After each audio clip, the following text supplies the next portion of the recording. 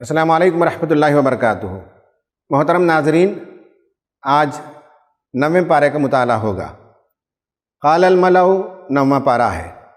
اس میں 2 صورتیں آئی ہیں، ایک سورہ اعراف پھر سورہ انفال۔ آئیے ان دونوں صورتوں پر ایک تھیمیٹک سٹڈی کرتے ہیں جو اس پارے کے اندر آئی ہیں۔ اس پارے کے تھیمز کچھ اس طرح سے ہیں۔ ان میں پہلا تھیم ہے، جب بھی حق کی دعوت قوموں کے سامنے پیش کی گئی، قوموں کے ملا یعنی پولیٹیکل ایلیٹ کلاس، انہوں نے ریزسٹنس کیا، ایروگنس کا اظہار کیا، نبیوں کا مذاق اڑایا، بلکہ دھمکیاں دیں۔ یہ ایک کنٹینیوس ایٹیٹیوڈ ہے جو ہر قوموں میں آپ دیکھ سکتے ہیں۔ اس پارے کی شروعات ہوتی ہے جہاں حضرت شعیب علیہ السلام اپنی قوم کے ساتھ گفتگو کرتے ہیں، ڈسکس کرتے ہیں۔ اس دوران قوم کے جو سردار تھے ان کے بارے میں قرآن کہتا ہے، قال الملأ الذین استکبروا من قومہ لنخرجنک یا شعیب والذین آمنوا معک من قریتنا او لتعودن فی ملتنا قال اولو کنا کارہین۔ حضرت شعیب نے جب دعوت دی تو قوم کے مستکبرین، گھمنڈی، ایروگنٹ جو سردار تھے، انہوں نے شعیب علیہ السلام کے سامنے 2 آپشن رکھے۔ نمبر 1 ہے کہ لنخرجنک، یا شعیب، اے شعیب، تمہیں اور تمہارے ساتھ جو ایمان لے آئے انہیں ہم اس ملک سے باہر نکال دیں گے۔ ہمارے ملک کے اندر یہ باتیں نہیں چل سکتی، ہمارے ملک سے باہر کسی اور جگہ چلے جاؤ جہاں تمہیں پسند ہو۔ یا یہ کہ او لتعودن فی ملتنا، تمہیں گھر واپسی کرنی ہوگی، ہماری ملت کی طرف تمہیں لوٹ کر آنا ہوگا۔ حضرت شعیب علیہ السلام نے کہا کہ ہم تو اس بات سے کراہیت کرتے ہیں، سوچ سمجھ کر جب ہم نے ایک رویہ قبول کیا ہے اور خدا نے مجھ پر وحی کی ہے اور میرے ماننے والے ان سب چیزوں کو مانتے ہیں، تو کیا تم جبراً ہمیں اپنے دین سے برگشتہ کر دو گے؟ یہ پورا ایک مکالمہ ہے، یہ ایک بحث ہے۔ اس کے بعد اللہ تبارک و تعالیٰ نے قوموں پر جو عذاب بھیجا ہے اس کا فلسفہ بیان کیا۔ اس کا فلسفہ یہ ہے کہ قوموں پر اللہ تعالیٰ مالی اور جسمانی مصیبتیں پہلے بھیجتا ہے۔ مالی تنگیاں آتی ہیں، جسمانی امراض آتے ہیں، اور پھر اس کے بعد اللہ تبارک و تعالیٰ فرماتا ہے کہ یہ عذاب نہیں ہے، یہ ہم بھیجتے ہی تاکہ لوگ خدا کی طرف رجوع کر سکیں، گریہ و زاری کر سکیں، انٹراسپیکشن کر سکیں، اپنے گناہوں کی طرف وہ دیکھیں اور اپنی غلطیوں سے بچنے اور ایک نیا طرز زندگی اختیار کرنے کا وہ منصوبہ بنائیں، تہیہ کریں۔ لیکن تنگیوں کے آنے کے باوجود اگر قومیں سنبھلتی نہیں تو اللہ تبارک و تعالیٰ نے فرمایا کہ پھر ہم ان پر نعمتوں کے دروازے کھول دیتے ہیں۔ خوب مالی فراوانی ہونے لگتی ہے۔ اب جب مال کی فراوانی ہونے لگتی ہے تو وہ پھولے نہیں سماتے، اکڑنے لگتے ہیں، پھر ایسے وقت میں اللہ تعالیٰ انہیں پکڑ لیتا ہے۔ تیسرا جو مضمون آیا ہے وہ حضرت موسیٰ علیہ السلام اور فرعون، ان دونوں کے درمیان جو کشمکش ہے وہ بیان کیا گیا۔ اسی کے میں نے اور 2 حصے بھی یہاں کر دیے ہیں۔ اس میں حضرت موسیٰ علیہ السلام نے فرعون کے دربار میں جا کر حق کی دعوت پیش کی، اور آپ کو اللہ تعالیٰ نے 2 بڑے معجزے دیے تھے، ایک عصا کا اور دوسرا ید بیضا کا، دونوں آپ نے دکھایا۔ تو انہوں نے کہا کہ یہ تو بڑا جادوگر لگتا ہے، اس کا توڑ کرنا چاہیے۔ پھر سارے جادوگروں کو جمع کیا اور ان کے سامنے مقابلہ ہوا۔ جادوگروں نے جب دیکھا کہ حضرت موسیٰ علیہ السلام جو کچھ دکھا رہے ہیں وہ جادو نہیں ہے، وہ آنکھوں کا دھوکہ نہیں ہے، وہ کوئی ٹرک نہیں ہے، بلکہ وہ معجزہ ہے، خدائی قوت اس کے پیچھے ہے، انہوں نے فوراً سر تسلیم خم کر دیا، سجدے میں گر گئے۔ تو فرعون نے کہا کہ مذہب میری اجازت کے بغیر تم قبول کر سکتے ہو؟ تم پر یہ پابندی لگے گی، مذہب قبول کرنے کی آزادی تم کو نہیں ہے، ہم جب بتائیں گے حکمران تب تمہیں مذہب کو قبول کرنا چاہیے، اب تم نے مذہب قبول کر لیا ہے، ہم ہارشسٹ پنشمنٹ تمہیں دیں گے۔ یہ موضوع یہاں آیا ہے، اور بھی بہت سی باتیں آئی ہیں۔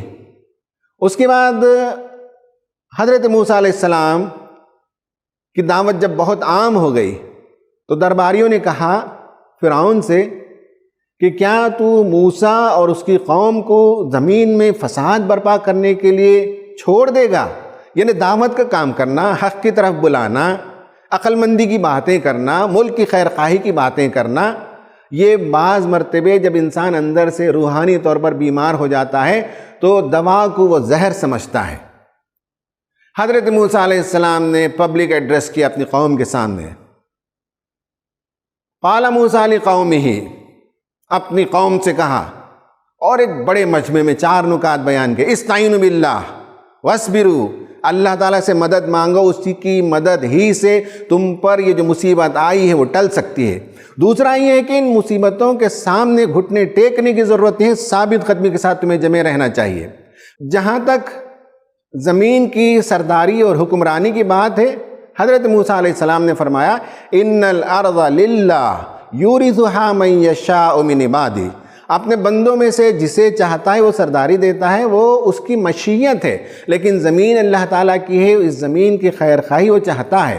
اور آخر میں کہا ہر حال میں تقوی پر قائم رہنا چاہیے، اس سے ہٹ کر کوئی کام نہیں کرنا چاہیے۔ یہ پبلک ایڈریس بھی اسی میں سے ایک تھیم ہے۔ پھر اس کے بعد حضرت موسیٰ علیہ السلام نے بہت سے اور معجزے دکھائے، جن میں سے طوفان کا آنا، یا یہ کہ ٹڈیوں کا دل، یعنی بے شمار ٹڈیاں آ گئیں شہر کے اندر، یا یہ کہ گھن کے کیڑے جو اناجوں کو کھا جاتے ہیں، جوئیں، خون، مینڈک، اس طرح کے بے شمار اور چھوٹے چھوٹے معجزے عطا کیے۔ اور جب بھی یہ سب مصیبتیں آتی موسیٰ علیہ السلام سے درخواست کرتے، اور جب مصیبت دور ہو جاتی تو کہتے کہ بھئی اس طرح کے دن، اچھے اور برے دن ہمارے آباء و اجداد پر بھی آتے رہے۔ تو اللہ تبارک و تعالیٰ قوموں پر اس طرح کی چھوٹی چھوٹی سزائیں یا چھوٹے چھوٹے عذاب بھی بھیجتے رہتا ہے تاکہ قومیں سمجھ جائیں۔ اس کے بعد بنی اسرائیل کا ایکسوڈس ہوتا ہے، اور وادی سینا میں آنے کے بعد انہوں نے جو کچھ کیا حضرت موسیٰ علیہ السلام کے ساتھ، شریعت کا کھلواڑ بھی کیا، یہ سب قصہ تفصیل سے آیا ہے۔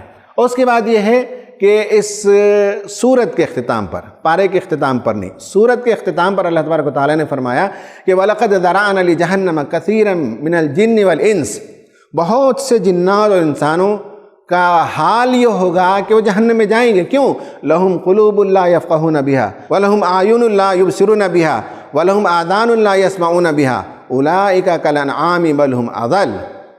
کہا کہ ہم نے طرح طرح سے سمجھایا، لیکن لوگ دل رکھتے ہیں، اس سے سوچتے نہیں، لوگ آنکھیں رکھتے ہیں لیکن اس سے دیکھتے نہیں، لوگ کان رکھتے ہیں لیکن اس سے سنتے نہیں، یہ تو جانور ہیں بلکہ جانوروں سے زیادہ گئے گزرے ہیں۔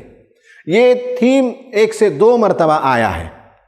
اس کے بعد توحید کی باتیں آئی ہیں، جس میں اللہ تبارک و تعالیٰ نے بالخصوص بتایا کہ ازدواجی زندگی میں اللہ تعالیٰ جب اولاد عطا کرتا ہے تو لوگ منت سماجت کرتے ہیں، خدا کے ہاں دعا کرتے ہیں، اللہ تعالیٰ ہمیں صحیح سالم بچہ دے دے۔ جب بچہ پیدا ہو جاتا ہے تو پھر اسے دوسروں کی طرف منسوب کرنے لگتے ہیں۔ اس پر یہ سورت ختم ہوتی ہے، اور اس کے بعد سورہ انفال شروع ہوتی ہے، اور سورہ انفال میں جنگ بدر پر تبصرہ آیا ہے۔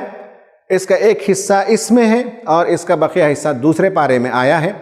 یہ اس طرح سے اس پارے کے جو موضوعات ہیں ان کا ایک سرسری مطالعہ ہوا۔ ناظرین، اب آئیے اس پارے سے ایک کلید کو دریافت کرتے ہیں۔ آج ہم جس کی پر بات کریں گے وہ یہ کہ قرآن کو سمجھنے کے لیے ٹیکسٹ کو کانٹیکسٹ میں سمجھنا ہوتا ہے۔ جو الفاظ آئے ہیں یا جو عبارتیں ہیں یا جو آیتیں ہیں، ان آیتوں کو کہاں رکھا گیا ہے، کس صورت میں وہ آیت پیوست ہے، اس کے حساب سے معنی کے اندر جدت آتی ہے، اس کے اندر ایک نیاپن آتا ہے، اس کے اندر ایک وہ مفہوم نکل کر آتا ہے جہاں ہمارا ذہن اس سے پہلے نہیں گیا ہوتا ہے۔ اس کی صرف وجہ یہ ہے کہ اس ٹیکسٹ کو ہم کانٹیکسٹ میں سمجھیں۔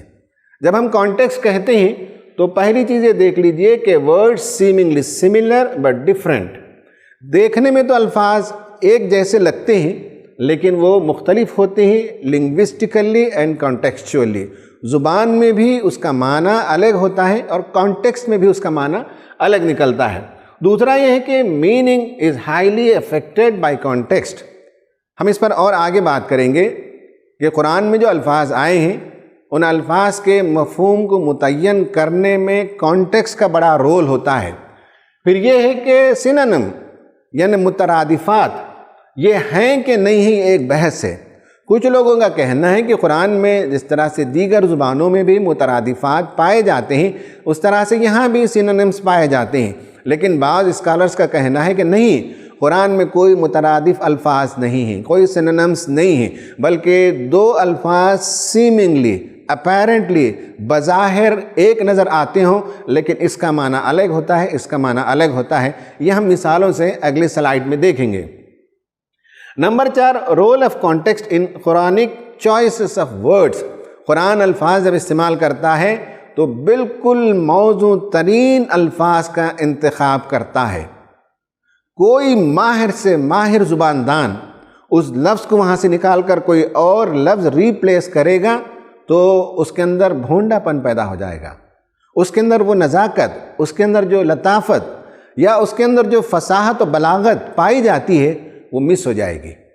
اور نمبر 5 یہ ہے کہ linguistic, situational and cultural context. جب ہم کانٹیکسٹ کی بات کرتے ہیں تو ایک تو ہوتا ہے لنگوسٹک کانٹیکسٹ، زبان میں یہ لفظ کیوں آتا ہے، یہ لفظ کیوں استعمال ہوتا ہے، اس لفظ کے اندر عموم ہے، اس لفظ کے اندر خصوص ہے، اس لفظ کے اندر شروعات ہے، اس لفظ کے اندر اختتام ہے، یہ لفظ عام بولی کی ہے، یہ لفظ فصاحت کی ہے۔ یہ کانٹیکسٹ سے سمجھ میں آئے گا، زبان میں یہ طے شدہ باتیں ہیں۔ دوسرا یہ کہ سچویشنل، کون سا سچویشن ہے؟ ایک سچویشن ہے جو آگے ہم دیکھ رہے ہیں کہ بنی اسرائیل کو اللہ کی نعمتیں یاد دلائی گئیں، وہ ایک سچویشن ہے۔ بنی اسرائیل کو بتایا گیا کہ تمہارا جو رویہ تھا اپنے نبی کے ساتھ، کشمکش کا رویہ، حکم عدولی کا رویہ اور اذیت کا رویہ، اس میں تمہیں اپنی اصلاح کرنے کی ضرورت ہے۔ یہ سچویشن انعام کو یاد دلانے کا ہے، یہ سچویشن ان کے رویوں کو درست کرنے کا ہے۔ تو سچویشن کے لحاظ سے بھی الفاظ کے معنی بدل جاتے ہیں۔ اور کلچرل کانٹیکسٹ، کس کلچر میں بات کہی جاتی ہے۔ ایک بات اگر ہم ہندوستانی کانٹیکسٹ میں کہیں گے تو اس کا معنی الگ ہوگا، اور ایک بات امریکہ میں ہم کہیں گے، وہاں کے ہم کانٹیکسٹ میں کہیں گے تو اس کا ایک دوسرا معنی ہو جائے گا۔ تو کانٹیکسٹ سے بھی الفاظ کے معنی بدل جاتے ہیں۔ قرآن پرسائز چوائس آف ورڈز استعمال کرتا ہے اور رائٹ پوزیشن میں استعمال کرتا ہے۔ یہ کانٹیکسٹ کی کیوں سمجھنا چاہیے، اس پر میں نے اختصار کے ساتھ گفتگو کی ہے۔ اب ہم اس پارے کے اندر مثالوں سے بات کریں گے۔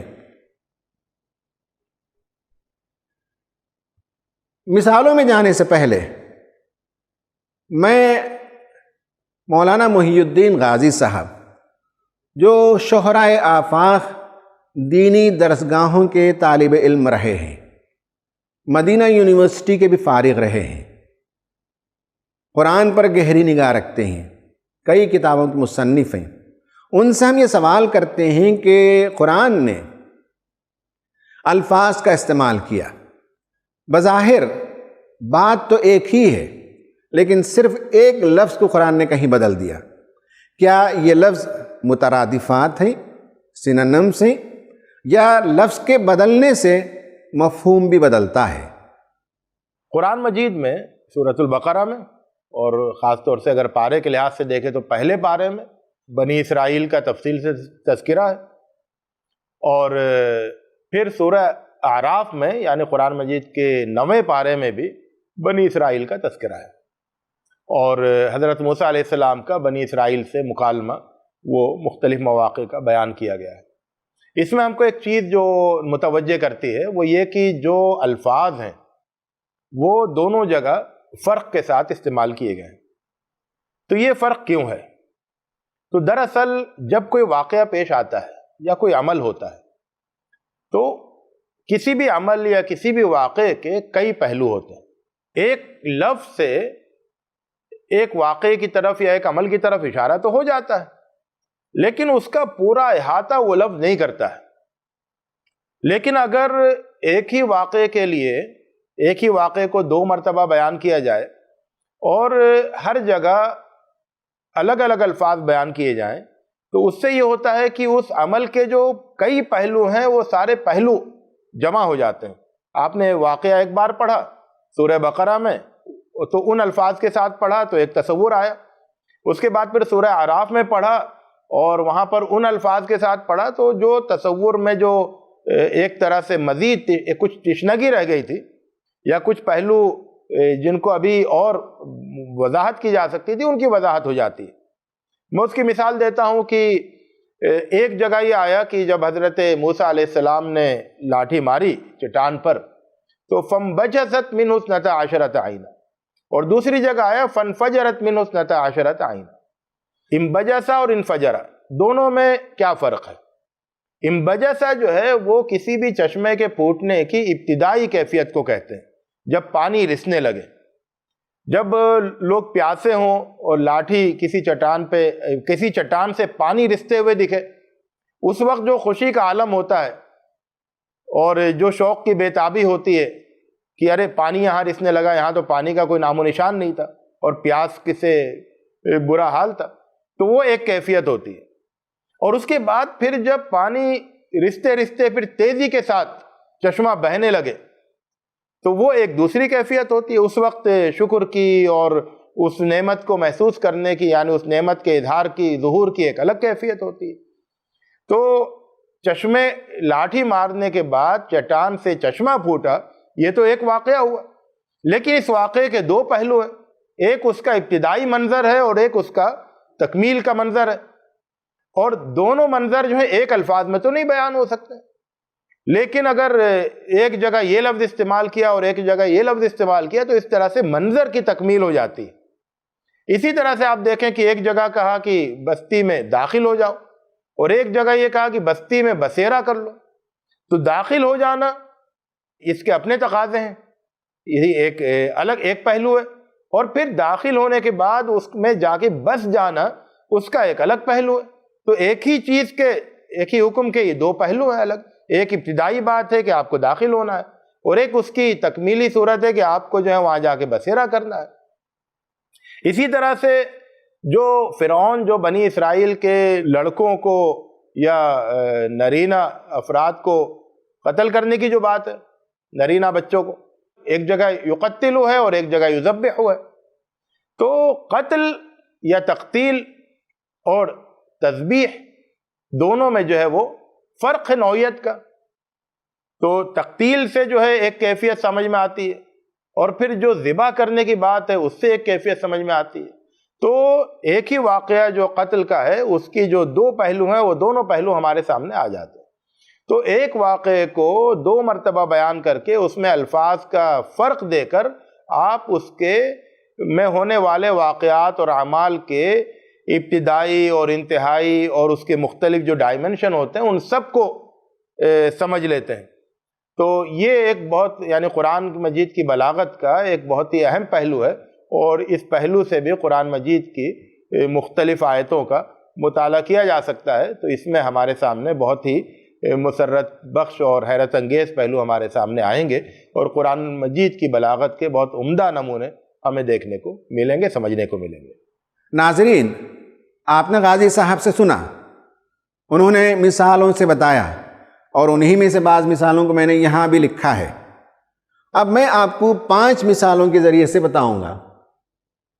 نمبر 1 یہ ہے کہ سورہ بقرہ میں اللہ تبارک و تعالیٰ نے فرمایا وَإِذْ أَنْجَيْنَاكُمْ مِنْ آلِ فِرْعَوْنَ يَسُومُونَكُمْ سُوءَ الْعَذَابِ يُذَبِّحُونَ أَبْنَاءَكُمْ وَيَسْتَحْيُونَ نِسَاءَكُمْ۔ یذبحون لفظ استعمال ہوا، کلنگ، ترجمہ میں کلنگ ہے۔ اور دوسری جگہ سورہ اعراف میں اللہ تعالیٰ نے یہ بیان فرمایا وَإِذْ أَنْجَيْنَاكُمْ مِنْ آلِ فِرْعَوْنَ يَسُومُونَكُمْ سُوءَ الْعَذَابِ يُقَتِّلُونَ أَبْنَاءَكُمْ، یہاں یقتلون آیا ہے، یہاں یذبحون کا لفظ آیا ہے۔ عام طور پر ترجمہ میں اس کے لیے بھی کلنگ کا لفظ استعمال ہوا ہے، اس کے لیے بھی کلنگ کا لفظ استعمال ہوا ہے۔ اگر غور سے دیکھیں گے تو یہ جو سورہ بقرہ میں آیت آئی ہے، یہ اللہ تعالیٰ اپنے انعامات کو بیان کر رہا ہے، بنی اسرائیل سے کہہ رہا ہے کہ کس کس طرح سے ہم نے تمہیں انعامات سے نوازا۔ اب تمہیں چاہیے شکر گزاری میں کہ محمد صلی اللہ علیہ وسلم پر ایمان لائیں اور ان پر جو کتاب بھیجی جا رہی ہے اسے قبول کریں۔ اس پس منظر میں انہیں بتایا گیا کہ دیکھو اللہ تعالیٰ نے تمہیں کیسے نجات دی۔ فرعون وہ تھا جو تمہارے ہاں پیدا ہونے والے بچوں کو ذبح کر دیتا تھا۔ اب چونکہ انعامات کا بیان ہے تو ذبح ایک سیکنڈ کا معاملہ ہوتا ہے، ایک مختصر عمل ہوتا ہے، کلنگ ہی ہے، موت ہی ہے اس میں، لیکن یہ ہے کہ انعامات کے بیان میں ذبح کا لفظ اللہ تعالیٰ بیان کر کے اسے مختصر کر دیا، جبکہ یہاں بنی اسرائیل کو ان کے رویے پر سرزنش کی جا رہی ہے، اور ہر واقعہ جو یہاں بیان کیا گیا ہے یہاں تفصیل سے بیان کیا گیا ہے۔ اور جب قتل کرتے ہیں تو ایک پورا پروسیس تھا، فرعون نے اعلان کیا تھا، اس کے فوجی آتے تھے، گھر گھر تلاشی لیتے تھے، بچے کی رونے کی آواز آتی تو ماں اس کا منہ بند کرتی تھی، پھر بھی کہیں بچوں کو تلاش کر کے پکڑ لیتے تھے اور بری طرح سے قتل کرتے تھے۔ آپس میں گھروں میں ایک دوسرے میں جب بات ہوتی تھی تو بڑی ندامت ہوتی تھی، شرمندگی ہوتی تھی، اور بہت تعصف ہوتا تھا کہ میرا بچہ قتل ہو گیا، تیرا بچہ قتل ہو گیا۔ قتل کا ایک پورا لمبا پروسیس ہے، جہاں سرزنش کرنی ہے اللہ تعالیٰ نے وہاں اس پروسیس کا تذکرہ کیا، جہاں انعام بیان کرنا ہے وہاں اللہ تعالیٰ نے اس ایکٹ کا جو مختصر ہوتا ہے اس کا تذکرہ فرمایا۔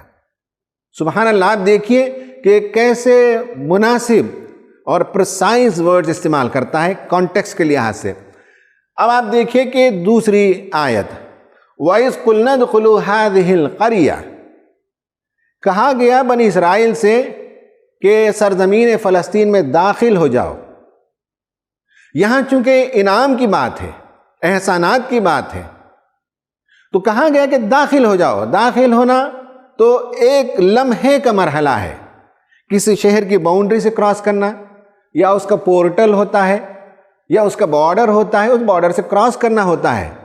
لیکن یہاں اللہ تبارک و تعالیٰ نے فرمایا وَإِذْ قِيلَ لَهُمُ اسْكُنُوا هَٰذِهِ الْقَرْيَةَ، سکونت اختیار کرنا، پڑاؤ ڈالنا، ایک لمبا پروسیس ہے۔ گاؤں میں تو داخل ہو گئے، یہ انعام کا پس منظر ہے، اور یہاں انہیں جو سرزنش کرنی ہے، انہیں تنبیہ کرنی ہے، انہیں اپنے غلط رویوں سے متوجہ کرنا ہے، وہاں بتایا کہ کتنا لمبا پروسیس تھا۔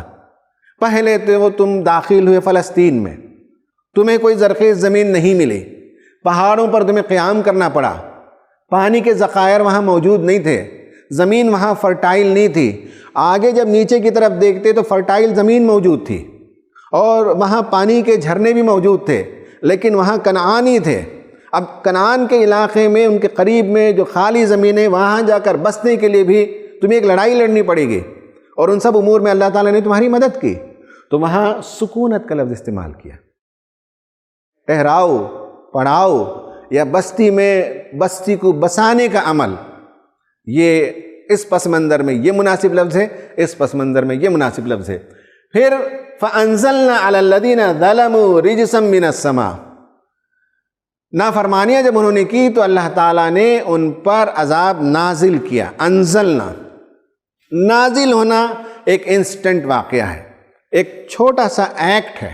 اور یہاں دیکھیے کہ فَأَرْسَلْنَا عَلَيْهِمْ رِجْزًا مِّنَ السَّمَاءِ بِمَا كَانُوا يَظْلِمُونَ، یہاں ارسلنا، بھیجنا، جب قرآن یہ لفظ استعمال کرتے ہیں بارش کے لیے تو ہواؤں کو وہ بھیجتا ہے، ہوائیں دن بھر چلتی ہیں، اس کے نتیجے میں درخت جھولنے لگتے ہیں، ٹہنیاں گرنے لگتی ہیں، ٹریفک جام ہونے لگتا ہے، پھر بادل گھر کر آتے ہیں، پھر بارش ہونے لگتی ہے۔ جب ارسلنا کہتے ہیں تو ایک لمبا پروسیس ہے، ایک بڑا کام ہے، اس کے سارے ڈیٹیلز کو بیان کرنا ہوتا ہے۔ انزلنا جو ہے نازل کرنا ہے، ایک انسٹنٹ ایکٹ ہوتا ہے۔ یہاں انعام بیان کرنے کے لیے اللہ تعالیٰ نے کہا کہ ہم نے تم پر بہت کچھ انعامات کیے، تمہاری نافرمانی ہوئی تو ہم نے تمہیں سزا دی اور ہم نے سزا نازل کی، اور یہاں کہا کہ سزا کو ہم نے بھیجا۔ پھر آپ دیکھیں کہ ایک اور لفظ ہے فَانْفَجَرَتْ مِنْهُ اثْنَتَا عَشْرَةَ عَيْنًا، حضرت موسیٰ علیہ السلام وادی سینا میں اپنی قوم کو لے کر گئے، وہاں پانی کی ضرورت تھی، تو اللہ تبارک و تعالیٰ نے فرمایا وَإِذِ اسْتَسْقَىٰ مُوسَىٰ لِقَوْمِهِ فَقُلْ نَضْرِبْ بِعَصَاكَ الْحَجَرَ، ماریے اپنے عصا کو چٹان پر مارنے کے نتیجے میں پانی گش آؤٹ ہونے لگا۔ یہاں انعام کے پس منظر میں پانی کا ابلنا، پانی کا زور سے بہنا، یہ تذکرہ ملتا ہے۔ اور یہاں لفظ استعمال ہوا فَانْبَجَسَتْ مِنْهُ اثْنَتَا عَشْرَةَ عَيْنًا، یہاں پروسیس ہے، یہاں انفجار ہے، پھٹنا ہے، زوردار پانی کا نکلنا ہے۔ یہاں انبجاس کا لفظ استعمال ہوا، فَانْبَجَسَتْ کا استعمال ہوا، یعنی چھوٹی سی جو ہے سوراخ سے پانی کا نکلنا شروع ہوتا ہے، چٹانوں میں، پھر کئی سوراخوں سے پانی آنے کے بعد ایک نہر کی شکل وہ اختیار کرتی ہے، پھر اس کے بعد جب ڈاؤن اسٹریم میں آتے ہیں تو پانی گش آؤٹ ہونے لگتا ہے۔ یہاں بھی ترجمہ لوگوں نے گشنگ کیا، یہاں بھی ترجمہ لوگوں نے گشنگ کیا، لیکن یہاں یہ ہے کہ انعام کے بیان میں پانی کی زیادہ مقدار کو بتایا گیا، یہاں پروسیس کو بتایا گیا کہ کس طرح سے پانی رستے ہوئے دھیرے دھیرے دھاروں کی شکل میں نکل کر وہ نہر بن گئی اور اس کے بعد اس کا فلو تیز ہونے لگا۔ آپ دیکھ سکتے ہیں کہ قرآن نے کانٹیکسٹ کے لحاظ سے الفاظ کو کیسے استعمال کیا۔ پھر اس کے بعد ایک آخری مثال ہم دے رہے ہیں، وَإِذْ أَخَذْنَا مِيثَاقَكُمْ وَرَفَعْنَا فَوْقَكُمُ الطُّورَ۔ اللہ تبارک و تعالیٰ نے اپنے انعامات کا اور اپنے احسانات کا تذکرہ کرتے ہوئے کہا کہ ہم نے موسیٰ علیہ السلام کو بلایا تھا، وہاں تختیاں دی تھیں کوہ طور میں، اور اس وقت تم میں سے بعض لوگوں نے اصرار کیا اور کہا کہ لن نؤمن لک حتی نری اللہ جہرا، ہم نہیں مانیں گے جب تک کہ ہم اپنی کھلی آنکھوں سے اللہ تعالیٰ کو نہ دیکھ لیں۔ پھر حضرت موسیٰ علیہ السلام نے ان میں سے لیڈرز کو منتخب کیا، 40 لوگوں کو لے کر گئے، وہاں ان سے جب عہد لیا گیا تو ایک تو طور جب کہا تو بہت بڑا ہے، یعنی وہ ماؤنٹین رینج ہے، کافی بڑا سلسلہ ہے، اور ورفعنا اٹھانا، پہاڑ کو اٹھا کر ان سے عہد لیا گیا تھا، بتایا گیا تھا کہ اللہ تعالیٰ کی قدرت کے ساتھ کھلواڑ نہیں کرنا چاہیے، تم اس سے عہد کر رہے ہو، کوئی معمولی ہستی نہیں ہے۔ تو وہاں اس پس منظر میں، انعام کے پس منظر میں اس کی ہیبت اور پہاڑ کی وسعت کو بھی بیان کیا، اور اٹھانے کے عمل کو چھوٹا عمل، مختصر عمل، انسٹنٹ عمل کر کے دکھایا۔ اور یہاں دیکھیے کہ وَإِذْ نَتَقْنَا الْجَبَلَ فَوْقَهُمْ، یہاں طور استعمال ہوا یا جبل استعمال ہوا۔ طور ماؤنٹین رینج ہے اور جبل ماؤنٹین کو کہتے ہیں، جس ماؤنٹین پر، جس پہاڑ پر حضرت موسیٰ علیہ السلام گئے وہ ایک چھوٹا سا پہاڑ ہے اور رینج بڑا ہے۔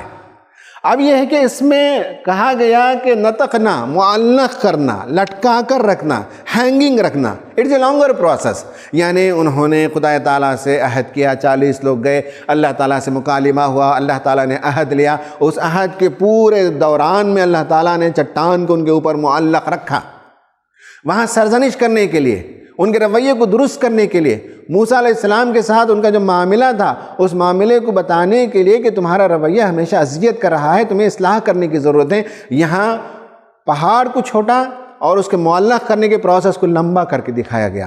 یہاں بڑے پہاڑ کے اس سلسلے میں اللہ تعالیٰ نے بلایا موسیٰ علیہ السلام کو، اور اللہ تعالیٰ نے انعام دیا، اور تمہارے 40 لیڈرز جب آئے تو ان کے اوپر پہاڑ کو اٹھا کر اللہ تعالیٰ نے عہد لیا۔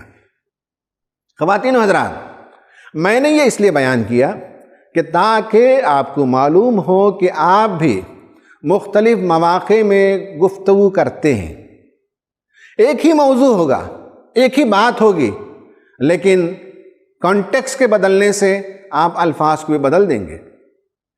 مثال کے طور پر آپ نبی کریم صلی اللہ علیہ وسلم کی سیرت پر مسجد میں مسلمانوں کے درمیان گفتگو کر رہے ہوں تو آپ نبی کریم صلی اللہ علیہ وسلم کو رحمت للعالمین بتائیں گے، تقریر کی شروعات ہی سے نبی کریم صلی اللہ علیہ وسلم کی عظمت کا تذکرہ کریں گے، آپ کے اخلاق عالیہ کا ذکر کریں گے، آپ رحمت ہیں یہ تذکرہ کریں گے، اور اس سے آپ کنکلوژن پر لائیں گے کہ اللہ کے رسول صلی اللہ علیہ وسلم سے محبت ہو اور آپ کی اطاعت ہو۔ یہی بات آپ ایک اسکالرلی محفل میں، کسی انسٹیٹیوشن میں جہاں مسلمان بھی غیر مسلم بھی آپ بات کر رہے ہوں اور رحمت للعالمین پر بات کر رہے ہوں، تو آپ کی شروعات یہ نہیں ہوگی رسول اللہ کی عظمت سے، آپ کی شروعات رسول اللہ صلی اللہ علیہ وسلم کے اخلاق عالیہ سے نہیں ہے۔ آپ وہاں گفتگو کریں گے کہ کس طرح سے نبی کریم صلی اللہ علیہ وسلم نے دنیا کو وہ تعلیمات دیں، وہ ٹیچنگز دیے جس کے نتیجے میں پوری دنیا میں بلیسنگ چھا جا سکتی ہے۔ وہاں آپ مرسی کے معنی ملیں گے، یہاں رحمت للعالمین بلیسنگ کے معنی ملیں گے۔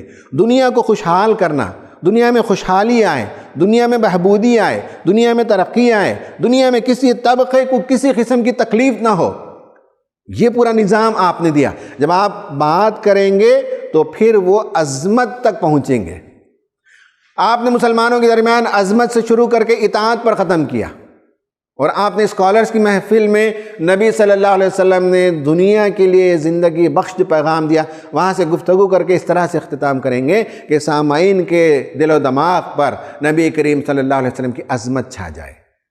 یہ فن ہمیں قرآن سکھاتا ہے کہ کانٹیکس کے لحاظ سے آپ الفاظ کو بدلیں گے، عبارتوں کو بدلیں گے، جملوں کو بدلیں گے، تاکہ اس کا مفہوم اس پس منظر میں بالکل واضح ہو جائے۔ اب آتے ہیں ہم ایکٹیویٹی پر۔ ایک ایکٹیویٹی پہلی یہ ہے، do you get offended when someone criticizes your viewpoint to the face؟ حضرت شعیب کا تذکرہ میں نے کیا، کس طرح سے ان کے سامنے رو در رو ان کے منہ پر انہیں وہ باتیں بیان کی جو کوئی ایک شریف آدمی سننا پسند نہیں کرے گا، لیکن جذبات میں آئے بغیر حضرت شعیب نے بہت ہی ٹھنڈے دل سے جواب دیا۔ سوال یہ ہے کہ جب آپ قرآن پڑھتے ہیں تو کیا یہ امپیکٹ آپ پر ہوتا ہے کہ آپ پر بھی جب تنقید ہو، آپ کی امت پر تنقید ہو، اسلام کے کسی پہلو کو لوگ اعتراض کا نشانہ بناتے ہوں، تو آپ کیسے ریسپونڈ کرتے ہیں؟ ریئیکٹ کرتے ہیں یا ریسپونڈ کرتے ہیں؟ یہ آپ کو سوچنا ہے۔ دوسرا ہے remember and انلسٹ blessings of God on you. بنی اسرائیل پر اللہ تعالیٰ نے بے شمار نعمتیں نازل کی، ہم پر بھی اللہ تعالیٰ بے شمار نعمتیں فراوانی کے ساتھ نازل کرتا ہے۔ یہ اور بات ہے کہ انسان ناشکرا واقع ہوا ہے، الا الذین آمنوا، تو وہ ان پہلوؤں پر نگاہ رکھتا ہے جو اسے نہیں ملے، اس کے ہاں جو شارٹ کمنگس ہیں، اس کے ہاں جو محرومیاں ہیں، اس کی فہرست لیتا ہے اور اس کو گنواتا بھی ہے اور اس پر روتا بھی ہے۔ مومن کا شیوا یہ ہے کہ اللہ نے جو چیزیں دی ہیں ان پر نگاہ رکھتا ہے اور اس کا شکر ادا کرتا ہے۔ آپ کا کیا رویہ ہے؟ تیسرا یہ ہے کہ فائنڈ دا میننگ۔ میں نے آپ کو 5 مثالیں دی، میں اب آپ کو ایک مثال دیتا ہوں۔ سورہ قصص آیت نمبر 32، اسلک یدک فی جیبک۔ سورہ نمل آیت نمبر 12، وادخل یدک فی جیبک۔ اس میں اسلک اور ادخل الفاظ کو بدل دیا۔ اب آپ کو دیکھنا پڑے گا یہاں یہ لفظ کیوں لایا گیا اور سورہ نمل میں یہ لفظ کیوں لایا گیا۔ یہ آپ کے لیے ایکٹیویٹی ہے، غور کیجئے۔ اللہ تعالیٰ سے دعا ہے کہ اللہ تبارک و تعالیٰ ہمیں قرآن مجید کو بہت ہی خوش اسلوبی کے ساتھ، گہرائی کے ساتھ اور اس میں معنی اور مفاہیم کی جو عظیم دنیا پوشیدہ ہے، اس سے لطف اندوز ہونے، اس سے استفادہ کرنے کی توفیق عطا فرمائے۔ آمین۔ وآخر دعوانا ان الحمد للہ رب العالمین۔